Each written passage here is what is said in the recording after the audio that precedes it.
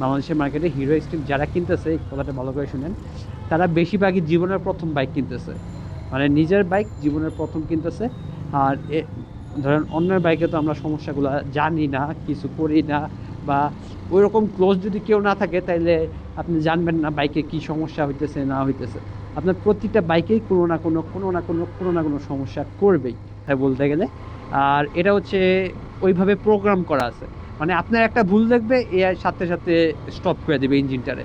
অন্যান্য বাইকে এই জিনিসটা হবে না, আর এটা ইস্যুযুক্ত বাইকেই হবে। ধরেন আমি ফাঁকা রাস্তা আছে দেখাইতেছি, আমি কিন্তু পিক আপ পুরোপুরি ছাড়া দিচ্ছি, আমি 5 নম্বর গিয়ার আছি, বাইক কিন্তু চলতে থাকবে, বাইক অফও হবে না, কিছুই হবে না।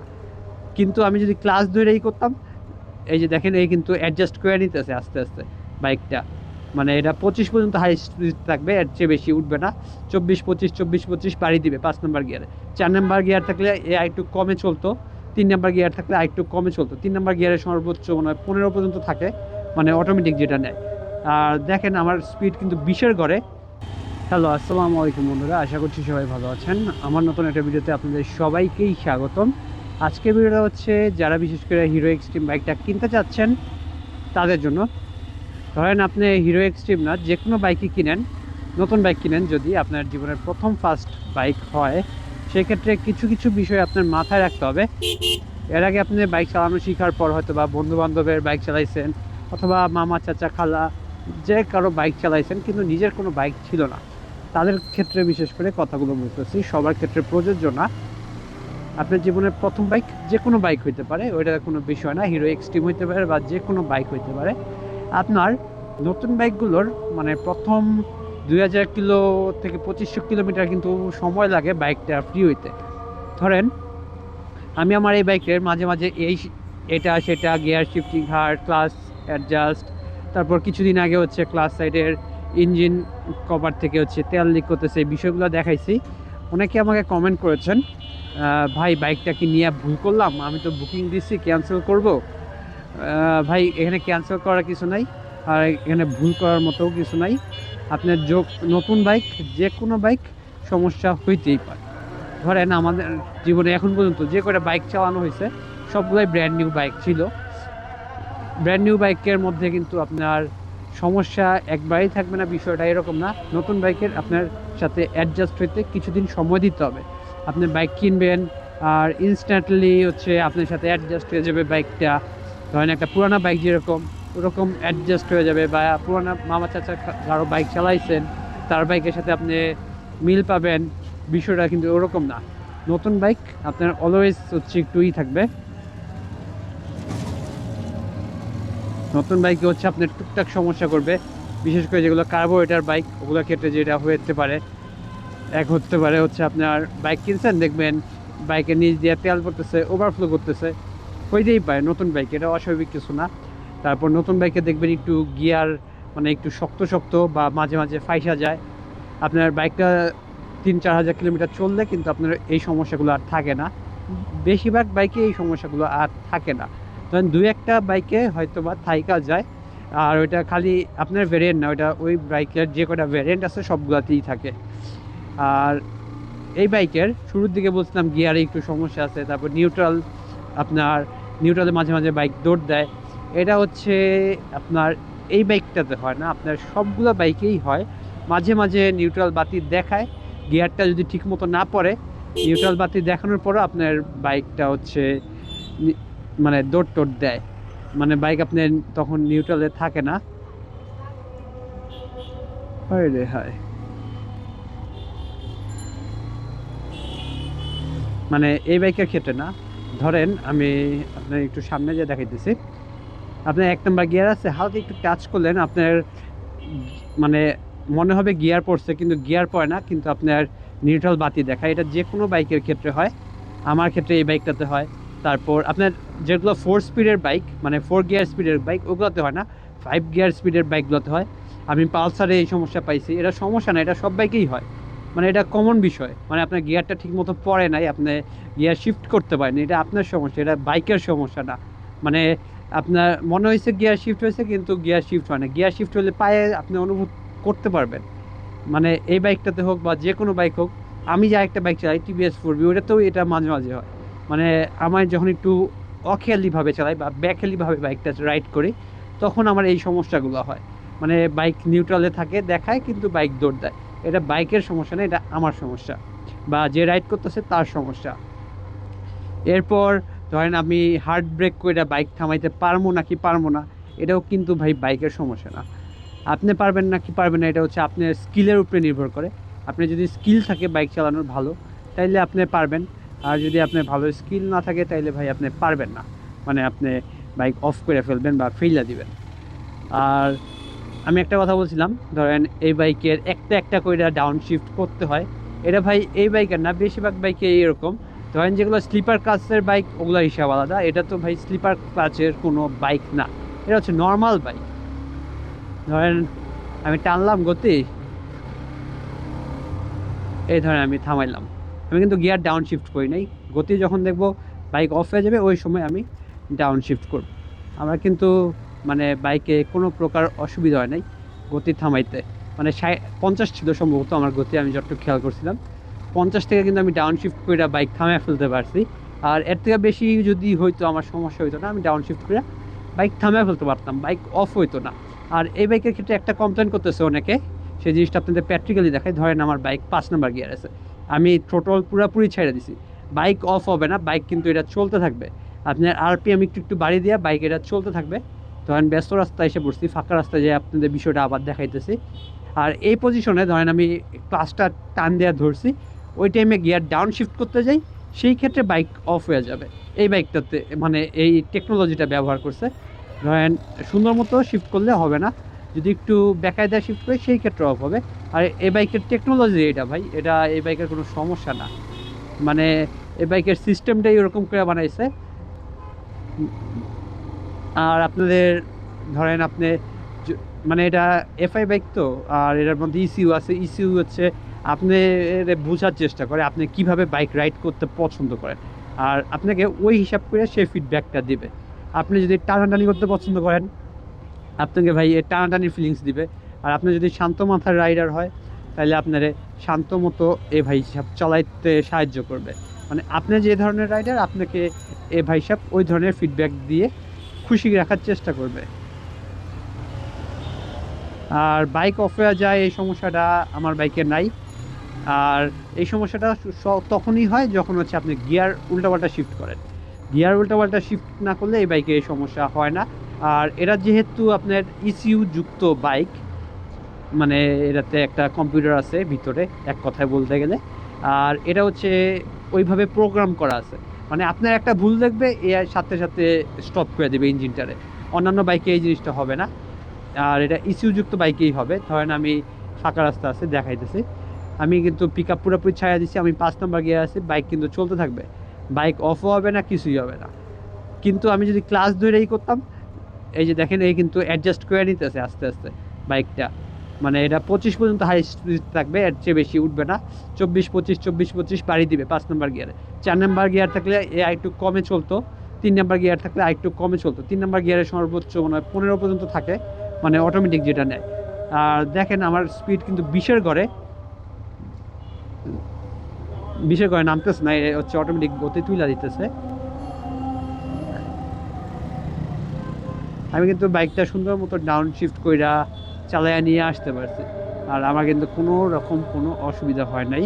আর আপনাদের ক্ষেত্রেও বিষয়টা হওয়ার কথা না, যদি আপনারা রাইড করতে পারেন। কারণ বাইকটা প্রথম দিন যেদিন আমি চালাইছিলাম, সেদিন কিন্তু বাইকটা নিয়ে আমার বিরাট অসুবিধা হয়েছিল, এই সমস্যা ওই সমস্যা, এটা সমস্যা ওইটা সমস্যা। স্বাভাবিক, নতুন একটা বাইক ধরলে আপনার সমস্যা একটা দুইটা ফিল করবেন, এটা খুবই স্বাভাবিক বিষয়, এটা অস্বাভাবিক কোনো বিষয় না। এটা আপনি যে কোনো বাইকেই ফিল করবেন, শুধুমাত্র এই বাইকটা বইলা ফিল করতেছেন তা না। আপনি টাকা দিয়ে জীবনের প্রথম বাইক কিনবেন, আপনি সমস্যা ফিল করবেন। আমার জীবনের প্রথম বাইক ছিল হিরো ইগনাইটার, ওইটা তো আমি সমস্যা ফিল করছিলাম। তখন এক এক বাইকে এক এক ধরনের সমস্যা ফিল করছে। ধরেন ওই বাইকটা যখন নতুন নতুন ছিল, তখন চলতেছে চলতেছে আমার পিক আপের ইচ্ছাইটা দিত, এটা আমার ধরেন ফার্স্ট সার্ভিস দেওয়ার পর ঠিক হয়ে গেছে। তারপর থেকে ওইটা যে আমি এত হাজার কিলোমিটার পর্যন্ত চালাইছি, বাইকটা মনে হয় আমি 16,000 কিলোমিটার পর্যন্ত চালাইছি। এরপর তো ওই ভাই সাহেব একটা পার্সেও আর কোনো সমস্যা দেয় নাই। মানে আপনার ওই জিনিসটা আমার সাথে অ্যাডজাস্ট ছিল না, ওইটা হচ্ছে কাস্টমার কেয়ার থেকে অ্যাডজাস্ট করে দিছে, এরপর থেকে আর সমস্যাটা হয় নাই।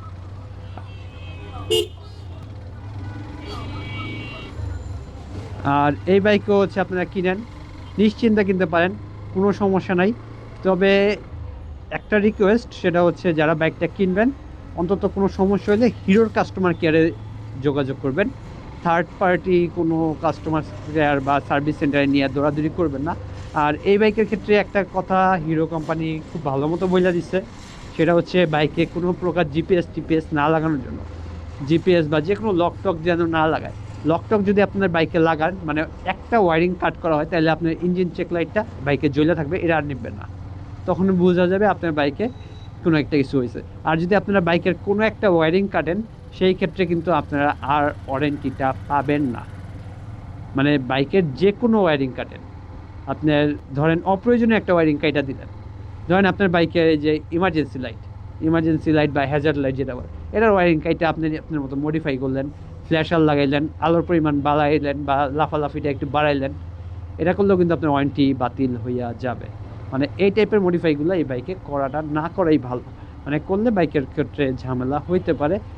যদিও কোনো বাইকে আপনার সচরাচর ধরেন 100টা বাইকের মধ্যে একটা বাইকে হচ্ছে আপনার ইঞ্জিন ওয়ারেন্টি ক্লেম হয়, বাকি কিন্তু ধরেন 99টা বাইকে ইঞ্জিন ওয়ারেন্টি ক্লেম হয় না, মানে ইঞ্জিন নষ্টই হয় না। একটা বাইকের ইঞ্জিন কি ওরা এত সস্তা বানাবে, মানে নষ্ট হয়ে যাবে বা সমস্যা করবে? ওরা ওই পরিমাণ ওরা ওই পরিমাণ হচ্ছে এটা নিয়ে কাজ করে তারপরে এটা বিল্ড করে। এটা নষ্ট হবে বা এই টাইপের কিছু হবে এই টাইপেরই না। ওরা এটারে সর্বোচ্চ মানে R&D করে, R&D কইরা তারপর এটারে তারা তৈরি করে। আর ধরেন টিভিএস 4B আমাদের যে বাইকটা ছিল, আমাদের সেম বাইকটাই আছে, খালি রেড কালার। আর এটা হচ্ছে সমস্যা হয়েছিল, ওই বাইকটারও ইঞ্জিন অয়েল লিক করছিল। আর ওই বাইকের ইঞ্জিন অয়েল লিক করছিল, এটা নিয়ে মানে ওইটার রেডিয়েটার যে আছে বাইকের রেডিয়েটার দিয়ে হচ্ছে engine oil top top top top করে পড়তো। তারপর কাস্টমার কেয়ারে নিয়ে গেলাম, সাথে সাথে চেঞ্জ করে দিছে। তারপর ওই বাইকটার আপনার সাইলেন্সার নষ্ট হয়ে গেছিলো, কাস্টমার কেয়ারে নিয়ে গেছি, আপনাদের সাথে সাথে চেঞ্জ করে দিছে। মানে আপনার বাইকের যদি কোনো হাতাহাতি করা না হয় বা বাইকের যদি কোনো অ্যাক্সিডেন্ট হিস্ট্রি না থাকে, আর অ্যাক্সিডেন্ট হিস্ট্রি থাকলেও যদি তারা না বুঝতে পারে, তাইলে আপনি যে কোনো ওয়ারেন্টি তাদের দিয়ে কাজে লাগাইতে পারবেন।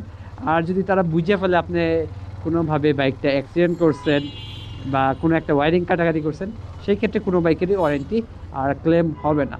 আর এফআই বাইক বাদ দিলাম, ইসিউযুক্ত বাইকগুলা যেগুলোতে ইঞ্জিন চেক লাইট আছে, এই বাইকগুলোতে আপনি যদি যে কোনো একটা ওয়্যার কাটেন, মানে হেডলাইটের ওয়্যারটাই ধরেন কাটেন, হেডলাইটের ওয়্যার কাটলেও দেখবেন এখানে আপনার সিগন্যাল দেওয়া শুরু করে দিছে। আপনার বাইকে কোনো একটা ঝামেলা, এই শালাগুলো যে কবে শুধরাবে।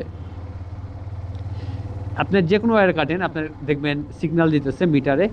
আর সিগন্যালটা সবাই চিনেন, এখানে কমলা কালার একটা ইঞ্জিনের ছবি উঠা থাকে। এটার মানেই হচ্ছে আপনার ইঞ্জিনে বা কোনো একটা বাইকে ঝামেলা হয়েছে, তাড়াতাড়ি ফিক্সড করেন। এই ওয়ার্নিং দেওয়ার মানেই হচ্ছে আপনার তাড়াতাড়ি ঠিক করেন জিনিসগুলো। আর একটা কথা, এই বাইকে যারা কিনছেন, যাদের বাইক অফ হয়ে যাইতেছে, তারা হচ্ছে কষ্ট করে সার্ভিস সেন্টারে যান। সার্ভিস সেন্টারে যে হচ্ছে এই ক্লাসটা আপনাদের 20 mm ফিক্সড করেন, মানে এই ফ্লিপলাইটটা 20 mm করেন, দেখবেন বাইক আর অফ হবে না। আপনারা যদি নিজে পারেন, নিজে করেন। আপনাদের জাস্ট দুইটা জিনিস লাগবে, একটা হচ্ছে 14 নম্বর ডালি লাগবে একটা, আর একটা হচ্ছে আপনার 12 নম্বর ডালি লাগবে। এই দুটো জিনিস থাকলে আপনারা নিজেরাই এটা অ্যাডজাস্ট করে নিতে পারবেন। আর এটার জন্য আপনাদের সার্ভিস সেন্টারে দৌড়াদৌড়ি করার দরকার নেই।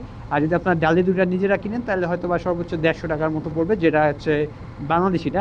আর যদি আপনি চায়নাটা কিনেন, তাহলে হচ্ছে পার পিস আপনার 180 টাকা থেকে 200 টাকার মতো পড়তে পারে, মানে দোকান ভেদে দাম হবে। আর চায়নাগুলো কিনলে হচ্ছে আপনার আজীবন চলবে, আর বাংলাগুলো কিনলেও আপনার আজীবনই চলবে। বাংলাগুলো হচ্ছে ফিনিশিং ভালো না, আর চায়নাগুলো হচ্ছে ফিনিশিং অনেক সুন্দর পাবেন। এরপর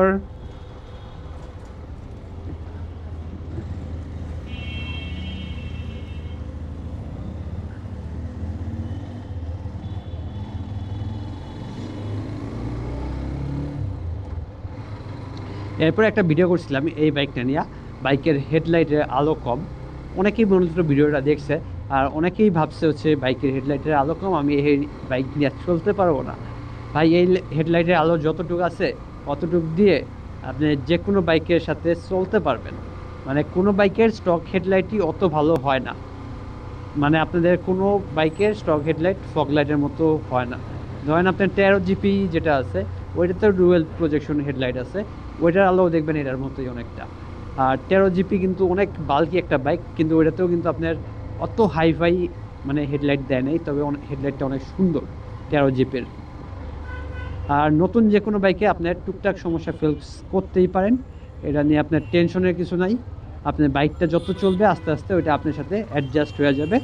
আর এফআই বাইকগুলো ওটা আপনার সাথে অ্যাডজাস্ট হবে। আর যেগুলো মানে কার্বোরেটর বাইক, ওগুলো হচ্ছে আপনার ম্যানুয়ালি অ্যাডজাস্ট করে নিতে হবে। এফআই বাইকে আপনার ম্যানুয়ালি কোনো কিছু অ্যাডজাস্ট করতে হবে না, আপনার হচ্ছে ওই আপনার রাইডিং হিসাব বুঝা অ্যাডজাস্ট করে দিবে সব কিছু। আর এফআই বাইকগুলোর একটা জিনিস চেষ্টা করবেন, সেটা হচ্ছে কয়েকদিন পর পর এগুলোর হচ্ছে সার্ভিস সেন্টারে যে আপডেট করা যায়, মানে মোবাইল যেরকম আপডেট করা যায় এফআই বাইকগুলো ওরকম আপডেট করা যায়। আপনারা চেষ্টা করবেন বাইকটা আপডেট করে নেওয়ার জন্য। বাইক আপডেট করলে হচ্ছে আপনারই ভালো, মানে সবাই বলে মাইলেজটা ভালো পাওয়া যায়। যদিও আমি আজ পর্যন্ত করি নাই, হয়তো বা ভবিষ্যতে কোনো দিন যদি এই বাইকটার আপডেট আসে তখন করব, মানে কোনো একটা ভার্সন আপডেট আসে, ওই আপডেটটা আসলে তখন করব। আর এটা করতে কিন্তু কোনো টাকা পয়সা কিছু লাগে না, জাস্ট বললেই হয় আমার বাইকটি একটু আপগ্রেড করে দেন যদি কোনো আপডেট ভার্সন এসে থাকে। আর আমারটা সম্ভবত আপডেট করা বাইক, কারণ এই বাইকটা যারা একবারে নতুন নতুন কিনে তাদের হচ্ছে বাইকটার এবিএস স্টার্ট হয় হচ্ছে 10-এ, মানে 10 কিলোমিটার ব্রেকের পর থেকে এবিএসটা স্টার্ট হয়। আর আমার বাইকের এবিএসটা স্টার্ট আমার বাইকের এবিএসটা স্টার্ট হয় আপনার 5-এ থেকে, মানে আপডেট ভার্সনে হচ্ছে 5-এ, মানে আপডেট করার পর সবার 5-এ হয় সম্ভবত। আমার বাইকটা ওরা আপডেট করেই তারপর মার্কেটে ছাড়ছে। আর আপডেট করা বাইকের সুবিধা হচ্ছে মাইলেজ ভালো পাওয়া যায়, তারপর অন্যান্য যে ফিচারগুলো আছে সবগুলোই ওরা করে দেয়, যেটা আমার মানে কিছু করতে হয় না এক কথায় বলতে গেলে। আর হিরো এক্সট্রিম বাইকটা যদি আপনাদের বাজেট থাকে নিঃসন্দেহে নিতে পারেন, তবে আপনি একটু নিশ্চিত থাকতে হবে বাইকটাতে ভালো তেল দিতে হবে। বাইকটাতে যদি ভালো তেল না ভরতে পারেন তবে বাইকটা কিন্তু মানে একবারে 12টা বাইজে যাবে। আর হিরো এক্সট্রিম যারা কিনতেছে বাংলাদেশের মার্কেটে, হিরো এক্সট্রিম যারা কিনতেছে, এই কথাটা ভালো করে শুনেন, তারা বেশিরভাগই জীবনের প্রথম বাইক কিনতেছে, মানে নিজের বাইক জীবনের প্রথম কিনতেছে। আর ধরেন অন্যের বাইকে তো আমরা সমস্যাগুলো জানি না, কিছু করি না, বা ওই রকম ক্লোজ যদি কেউ না থাকে তাইলে আপনি জানবেন না বাইকে কি সমস্যা হইতেছে না হইতেছে। আপনার প্রতিটা বাইকেই কোনো না কোনো সমস্যা করবেই। ধরেন আপনার ছোট ছোট সমস্যা হইতে পারে, ধরেন আপনার ক্লাচের সুইচ নষ্ট হয়ে গেছে, যে কোনো বাইকে হইতে পারে। তারপর আপনার পানি ঢুকে হচ্ছে, এটা অটো কাজ করতেছে এই চাপাটা, যে কোনো বাইকে হইতে পারে। তারপর আপনার বাইকটা ধরেন পয়রা গেছে, পয়রা যে হচ্ছে আপনার এটা ব্রেকের বকেট চলে গেছে, যে কোনো বাইকে হইতে পারে। আরও এরকম অসংখ্য বিষয় আছে যেগুলো যে কোনো বাইকের ক্ষেত্রেই হইতে পারে। হিরো এক্সট্রিম বললে যে হইতেছে বিষয়টা এমন না। আর হিরো এক্সট্রিম আমি যে চালাইলাম, মানে দিন দিন বাইকটা আরও হইতেছে, মানে আমার সাথে অ্যাডজাস্ট করে নিতেছে বাইকটা, একবারে কান টান সব খায় ফেলে। এদের কানের নিচে দেওয়া যদি এরকম শব্দটা করা যেত, যাই হোক। ধরেন যারা বাইকটা কিনছেন বা কিনবেন বলে বুকিং দিচ্ছেন, তারা নিশ্চিন্ত থাকেন বাইকটা ভালো একটা বাইক।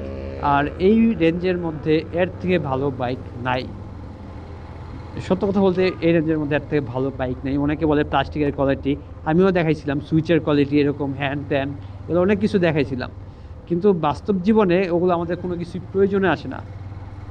ধরেন বাস্তব জীবনে আমার এই সুইচ নিয়েও কোনো দিন কিছু হবে না, এই সুইচ নিয়েও কোনো দিন কিছু হবে না, তবে এটার কোয়ালিটি অনেক ভালো, যথেষ্ট ভালো, যেটা হচ্ছে ইয়েতে দেখছিলাম ওরকম না, আমার কাছে অনেক ভালো লাগছে।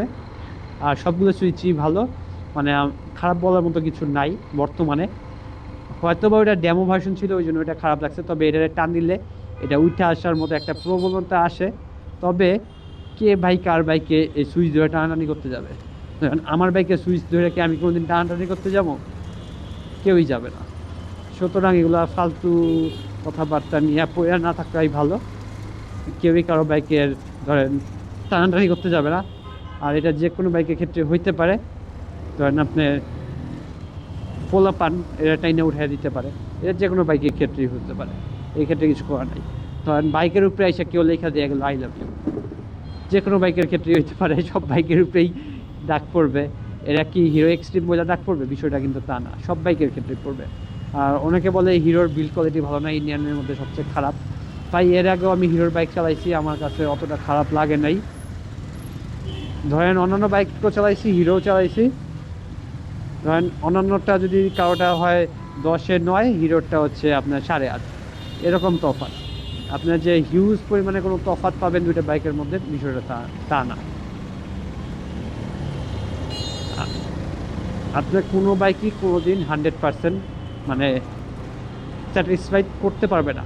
সব বাইকই আপনার কোনো না কোনো ঝামেলা করবে, আর এগুলো মাইনা নিয়ে আপনার চলতে হবে। মানে আপনি 100% একটা বাইক থেকে পাবেন, ভাই একটার মধ্যে যদি কোম্পানি সব কিছু দিয়ে দেয়, তাহলে বাকি জিনিসগুলো তো আর বিক্রি হবে না। ওদের সব কিছু ব্যালেন্স করে দিতে হবে। ধরেন এরাতে যদি ধরেন আরেকটু ভালো কোয়ালিটির সুইচ দিত, তাহলে কিন্তু হইতো না বিষয়টা। মানে ওদের একটা না একটা জায়গায় খুদ রাখতে হবেই। আর এরা প্রতিটা কোম্পানি ইচ্ছা করে রাখে, কোনো জিনিসই কোনো দিন মানে পারফেক্ট কেউ বানায় না। পারফেক্ট বানাইলে তো বাকি জিনিসগুলো চলবে না, স্বাভাবিক হিসাব।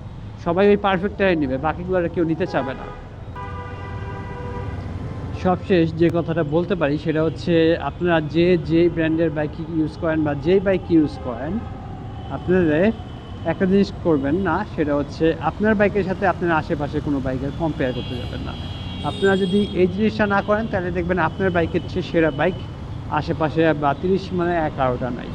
আপনারা যদি আপনার বাইকের সাথে অন্য কারো বাইকের কম্পেয়ার করতে যান, সেই ক্ষেত্রে দেখবেন আপনার থেকে আশেপাশে অনেক ভালো ভালো বাইক আছে, তখনই হচ্ছে আপনার বাইক চেঞ্জ করার শখ জাগবে। আর যদি আপনি কম্পেয়ার না করতে যান, আপনার দেখবেন বাইক চেঞ্জ করার কোনো প্রয়োজনই পড়ে না। আর বাইকটা যখন কিনছেন, তখন তো আপনি আপনার পছন্দই কিনছেন, তাই না? এটা তো এমন না অন্য কেউ আপনার ধরায় দিচ্ছে। আপনি যাই না শুই না ওই বাইকটা কিনছেন, সেহেতু যে বাইকটাই কিনেন আপনি বা যে বাইকটাই চালান, আপনার আশেপাশে কারোর সাথে কম্পেয়ার করার কোনো প্রয়োজন নেই। ধন্যবাদ সবাইকে এতক্ষণ সাথে থাকার জন্য। দেখা হবে নতুন কোনো ভিডিওতে। আর কি নিয়ে ভিডিও চান সেই বিষয়টা জানিয়ে দিলে সেটার উপরে ভিডিও করার চেষ্টা করব। আল্লাহ হাফিজ।